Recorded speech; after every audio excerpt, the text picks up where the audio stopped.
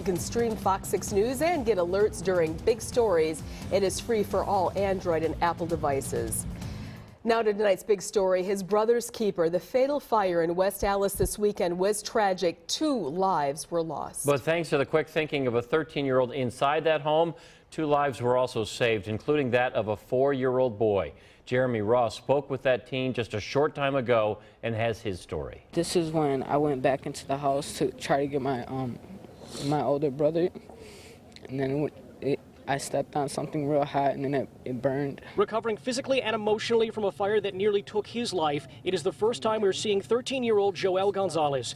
Firefighters say he escaped a fire at his home, then rushed in to save the life of his 4-year-old brother, but the fire was too intense to save everyone inside. 14-year-old Michael Gonzales and 14-year-old Isaiah Cobo died in the blaze. Celeste Perkins knew both and went to school with Cobo. So you could just see that chair is empty and he's not there.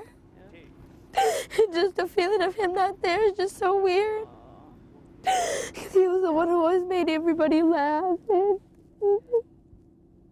A lot of crying right off the bat. Cobo's principal said counselors were available and in need inside West Milwaukee's middle school. And for the second consecutive night, friends gathered to mourn the loss and heal together. It makes me feel like I have people on my side that are here for me.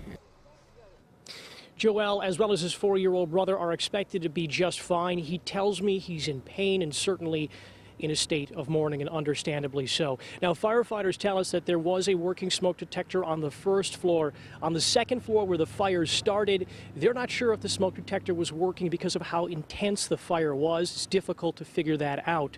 There is no word on the cause of the blaze at this time.